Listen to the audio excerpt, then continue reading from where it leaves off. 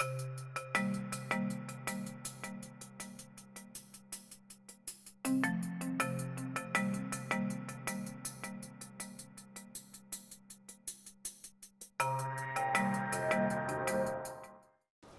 the conjuring of ethnic studies comes, and in the discernment of the complexities of institutionalization, appropriation, attempts at repoliticization through a politics of incorporation, through professionalization, individuation, death of socialities, otherwise by weapons aimed at hearts, corazones, spirit, the dismemberment of the collective body through a politics of domination.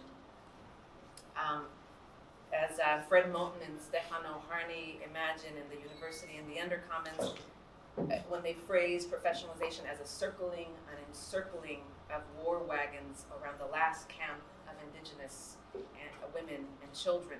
And Moten seems to think repeatedly about the connections between the university and the plantation, and how it is that in many ways, in fact, the university is much better at undermining, if not killing, sociality in the process of individuation than is the plantation.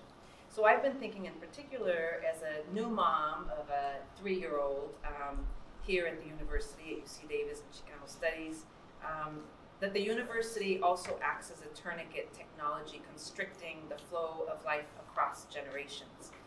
Where are the children among us? Thinking critically through the intergenerational disconnect the university performs, deploying a kind of settler colonial strategy of intergenerational separation, whereby professionalization is endowed as sort of the prowessness of adulthood, and the faculty-student divide depends on a deep degradation of the young.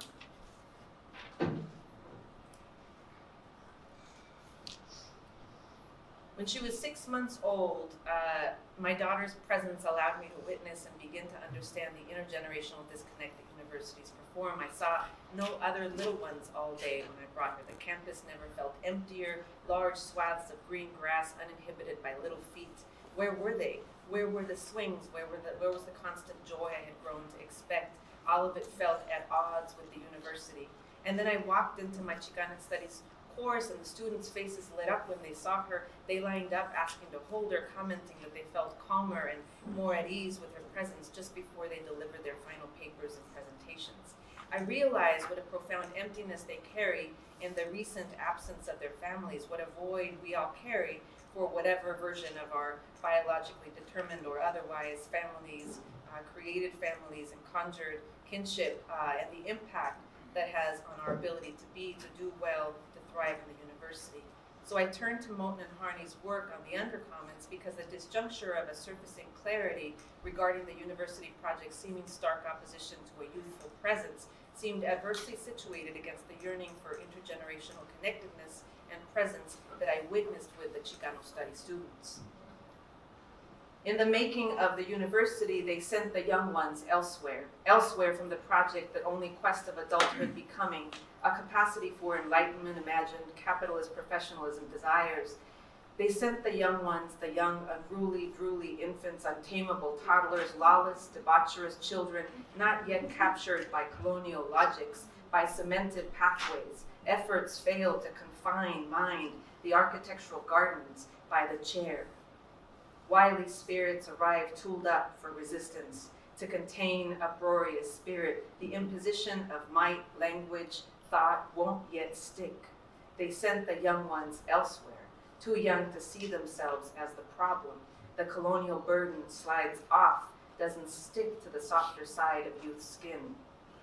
And what of the softer side of the intellect's becoming when mothering, parenting, nurturing, caring eats away at your hope for critical inquiry, retooled for the possibility of love and sustenance? The little ones drop messy, sticky honey droplets of smiles, giggles, and play, redirecting concentration, furrowed brows, and the solidity of density on paper, now torn up paper, upside down paper, books floating in bathtubs, the limits of the student, the professor, the academic never clear.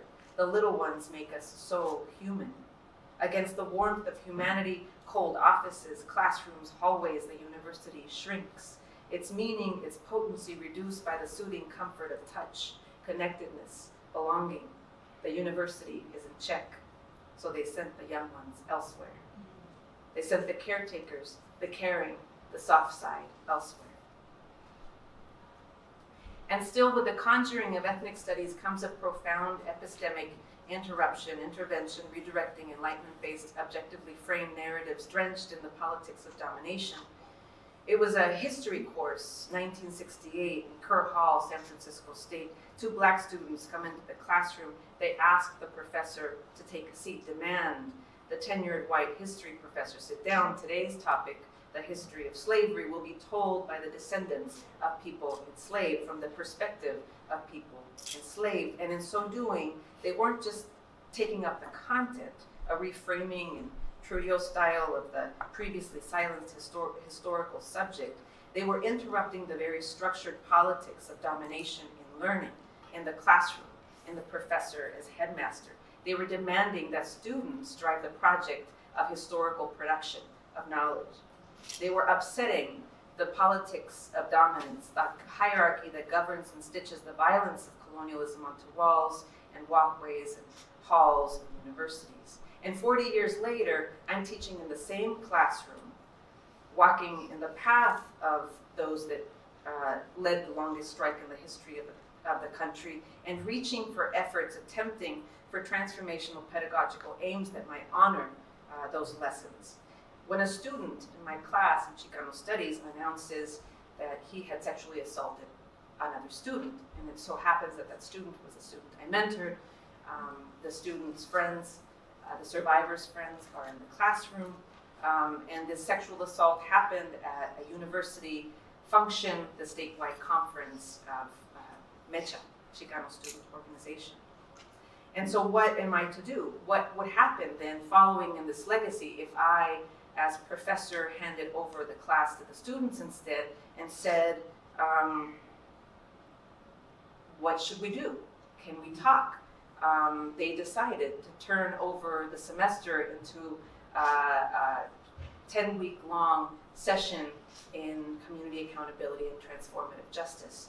And they, in so doing, and in handing over the classroom, we were able to imagine the possibilities, the futures of an ethnic studies, Chicano studies, a way of thinking and teaching the subject of violence that didn't just restrict it to the study of violence, but to the actual applied development of process of accountability. So how to not just study violence, but actively undo it. In effect, it became a powerful lesson in the possibility, the potentiality of an abolitionist pedagogical approach.